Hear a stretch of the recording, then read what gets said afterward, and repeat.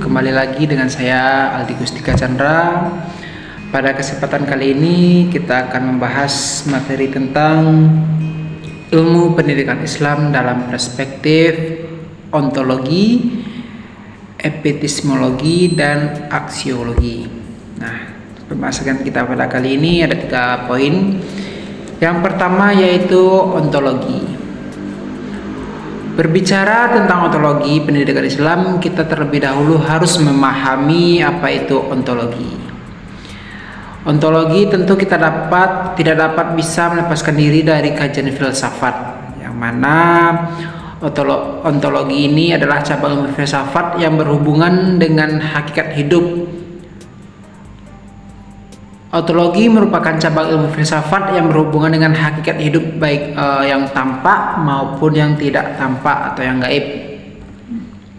Sedangkan pendidikan Islam menurut para ahli yaitu pendidikan yang ditunjukkan untuk melatih kepekaan siswa ataupun peserta didik untuk membuat perilaku mereka tentang bagaimana kepekaan terhadap situasi dan kondisi yang dialami. Pendidikan Islam ditujukan untuk membawa manusia mengenal hakikat segala sesuatu, baik itu dari alam ataupun dari luar. Ontologi adalah cabang filsafat yang berhubungan dengan hidup. Dari apa yang telah dipaparkan di atas, ontologi adalah hakikat tentang keberadaan yang meliputi segala sesuatu yang ada maupun yang tidak ada, yang terlihat maupun yang tidak terlihat. Oke, pembahasan yang kedua yaitu tentang epistemologi, yaitu cabang filsafat yang membahas mengenai ilmu pengetahuan yang meliputi berbagai ruang lingkup seperti sumber-sumber, watak, dan kebenaran manusia. Dalam kajian epistemologi pendidikan Islam, ilmu pendidikan bersumber dari 5 sumber pokok, yaitu dari akal, ilmu indra, dan dari wahyu. Okay. Adapun dalam hal ini para ahli berpendapat bahwa epistemologi berbicara tentang pengetahuan dan bagaimana cara memperolehnya. Oleh karena itu, epistemologi relevan dengan ilmu pengetahuan yang disebut dengan filsafat ilmu. Oleh karena itu, epistemologi dalam hal ini adalah mencoba mempertanyakan tentang pengetahuan. Maka kita harus mengenal tentang pengetahuan itu sendiri. Dalam hal kebenarannya, pengetahuan dapat dibagi menjadi beberapa macam, yaitu kebenaran mutlak, kebenaran relatif. Jadi ada dua macam.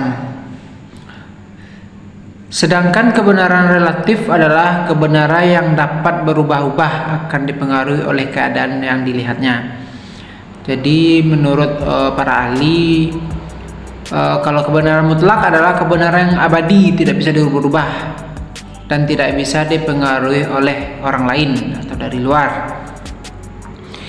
Itu membahas tentang epistemologi. Yang ketiga pembahasan kita yaitu tentang aksiologi. Nah, aksiologi ini merupakan cabang filsafat ilmu yang membicarakan tentang tujuan ilmu pengetahuan itu sendiri dan bagaimana manusia menggunakan ilmu tersebut, bagaimana seseorang menggunakan ilmu yang telah didapatkan untuk menerapkannya ke peserta didik ataupun masyarakat sekitar.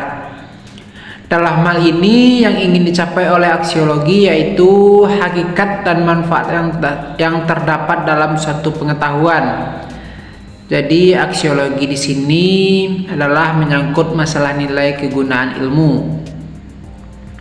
Akan tetapi aksiologi pendidikan berkaitan dengan masalah ilmu dan pengetahuan. Maksudnya adalah memikirkan segala hakikat pengetahuan ataupun hakikat-hakikat keberadaan segala sesuatu yang bersifat fisikal dan metafisikal, baik umum maupun yang khusus.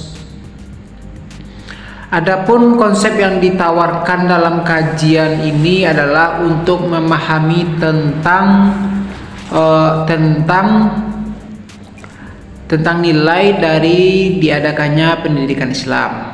Selain pendidikan diarahkan untuk membawa manusia kepada realitas tinggi di dalam hidupnya, namun Islam sebagai agama yang relevan dengan tuntutan zaman harus bisa memberikan sebuah revolusi agama yang relevan. Harus bisa memberikan sebuah revolusi nilai di dalamnya. Untuk itu, pendidikan Islam memberikan sebuah konsep yang komplit, baik dari nilai spiritual, nilai teoritis maupun nilai praktis. Adapun tujuan dari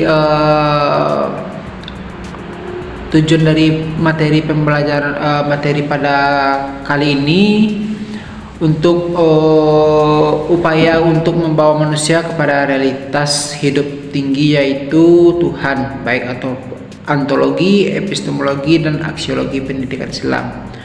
Tujuannya untuk mencapai suatu kebaikan yang relevan. Itulah kesempatan kita pada kali ini membahas 3 poin, yang mana poin yang kita bahas yaitu ontologi, yang kedua epistemologi, dan yang ketiga aksiologi.